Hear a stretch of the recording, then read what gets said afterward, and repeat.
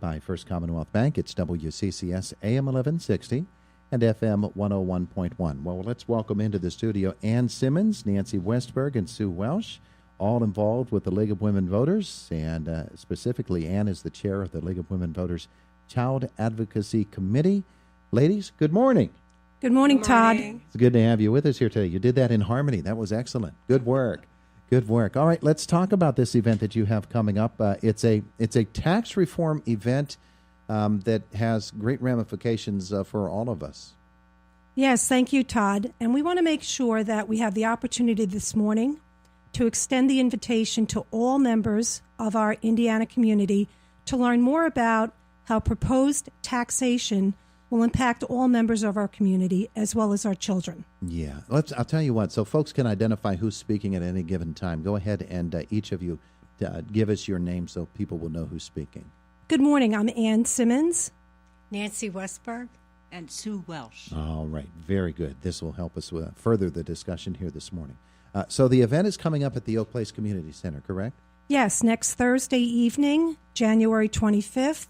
The program begins at 7 o'clock p.m. Mm-hmm. And it will feature a state senator. Yes, Pennsylvania State Senator Art Haywood, who is one of the sponsors of the Fair Share Tax Plan. It's Senate Bill 555. All right, and folks can learn about that bill there. Well, let's learn about it and what some of the discussion points will be. The concern with taxes is something many of us have in common. And there are proposed legislation. Many of you may have heard of House Bill, Senate Bill 76, Property Tax Independence Act. And that's something that in this community we've been talking about for the last 3 years. More recently, in just the last few months, we've learned about another option as far as taxation that, again, will impact our local citizens. So we made the decision to learn more about the Fair Share Tax Plan, and that's why we invited Senator Haywood to come here to Indiana County and share information with us. Now, he's a sponsor. And what we did is we started researching the different proposals and the background of taxation in Pennsylvania. And what we found out that Pennsylvania does not have a spending problem, but it has a revenue problem. And that is due to some of the tax decreases that corporations have been given over the years. Since 1972, the amount of taxes that corporations have given to the state revenue has dropped from 30% to 17%. So that puts a big burden on the individual taxpayers who have to make up the amount of money that's not being used. And correlated with that has been the decrease in the spending that is now given to the public schools. It used to be that the state contributed 54% of the budget for the public schools, and now it has gone down to 36%. So it's a concern that individual taxpayers are having to pay more in their property taxes because they're getting less from the state. And that's part of why our property taxes are so high. Mm-hmm. So you're saying revenue has gone down from the corporate contributions in Pennsylvania. Has the rate gone down that corporations pay? Yes, some of the rates have gone down. And in other areas, that the corporations pay. But right now, the net income tax for corporations is 9.99%, and that is the highest in the country, one of the highest states in the country. However, if you look at the overall tax situation and ranking in the United States, we're ranked 26 as a tax-friendly state for businesses. And what they're proposing now is to also decrease that rate down to 6.49%. So that, again, is decreasing the amount of money that's going to be contributed by the corporations. Mm-hmm. And so the meeting next, and say it again, Thursday, January 25th. Yeah, is going to be a discussion of the proposal, which is the new bill. Right. Now, what they found out in Pennsylvania, that the last time they decreased the corporation taxes. It did not increase economic growth, nor the number of new jobs, nor the wages.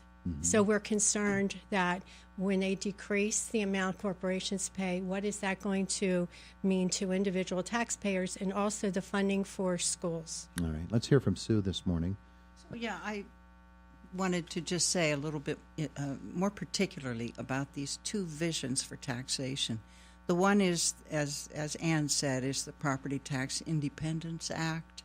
And we know more about that. It's been publicized locally. We've been following it for 3 years. But this newer momentum around SB 555, it's called the Fair Share Tax Plan, that's not so well known, and that's why we're bringing Senator Haywood. But so the Property Tax Independence Act, you got to be careful when you think about that word independence, because it's true that under this act, your tax responsibility for property tax will go down, but it's not going to disappear. In fact, your total tax bill, counting your personal income tax, sales and use taxes, it's going to go up, according to what we've been able to find in different budget studies. Your personal income tax will rise from 3.07% to 4.95%. That's a significant rise for personal income tax, because somehow we need to make up for what we lose in not paying property taxes for the schools. And that's going to be achieved by shifting the property income tax rate up by almost 2 full percents. Another shift is going to happen in sales and use taxes. We now do pay sales taxes on select items, but our research showed a huge increase in the kinds of items you will be paying taxes on, and the major one is food. So please be aware that the package called HBSB 76, Property Tax Independence, is actually going to connect you to a lot of new taxes in your daily living.